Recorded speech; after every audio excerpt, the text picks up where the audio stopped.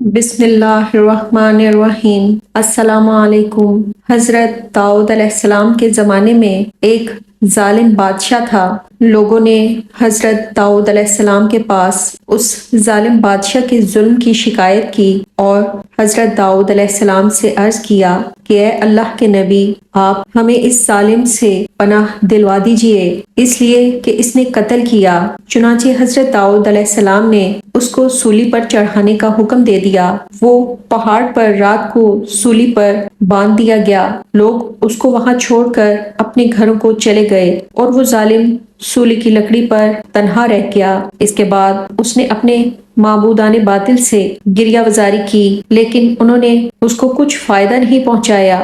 وہ سورج اور چاند کے سامنے گڑ گڑایا اور کہا کہ میں تم دونوں کو اس لیے پوجا کرتا تھا تاکہ جب مجھ پہ کوئی مصیبت آئے تو تم مجھے نفع پہنچا سکو، بس اب مجھے نفع پہنچاؤ۔ لیکن ان دونوں نے اس کو کچھ فائدہ نہیں پہنچایا۔ اس کے بعد اس نے اللہ تعالیٰ کی طرف رجوع کیا اور اللہ تعالیٰ کو اس کے ناموں سے پکارنے لگا اور اپنے نجات کی دعا کی کہ اے میرے رب، میں نے تیری نافرمانی کی ہے اور تیرے ساتھ شرک کیا ہے اور کسی غیر کو پوجا ہے، لیکن آج ان سے میں نفع نہیں پا سکا۔ اب تیرے پاس آیا ہوں تاکہ تو میری مدد کرے، بس اپنی رحمت سے میری مدد فرما۔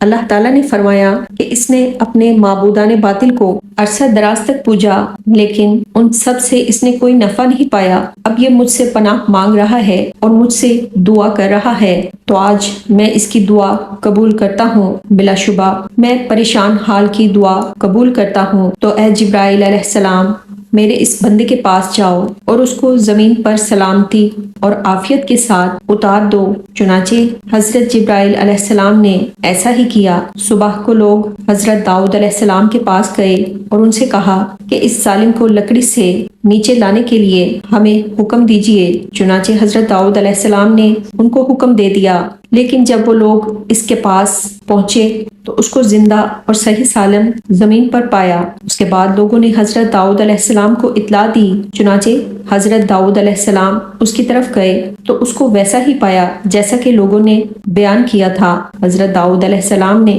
2 رکعت نماز ادا کی اور کہا کہ اے میرے پروردگار، ان عجائبات میں سے جو میں دیکھ رہا ہوں مجھے خبر دے دیجئے۔ چنانچہ اللہ تعالیٰ نے ان کی طرف وحی بھیجی کہ اے داؤد علیہ السلام، اس بندے نے مجھ سے عاجزی سے دعا کی ہے، اس لیے میں نے اس کی دعا کو قبول کیا ہے۔ اگر میں بھی اس کی دعا اور عاجزی کو قبول نہ کرتا، جیسا کہ اس کے معبودان باطلہ نے قبول نہیں کیا، تو مجھ میں اور ان میں کیا فرق رہ جاتا؟ اور جو شخص میری طرف رجوع کرتا ہے میں اس کے ساتھ ایسا ہی کرتا ہوں۔ تو اے داؤد علیہ السلام، اس بادشاہ کے سامنے ایمان پیش کرو، وہ ضرور ایمان لائے گا، کیونکہ میں ہی توفیق دیتا ہوں اور راہ راست دکھاتا ہوں۔ سبحان اللہ۔ اللہ پاک ہم سب کو بھی سیدھے راستے پر چلنے کی توفیق عطا فرمائے اور ہم سب کے لیے جنت کا راستہ آسان بنا دے۔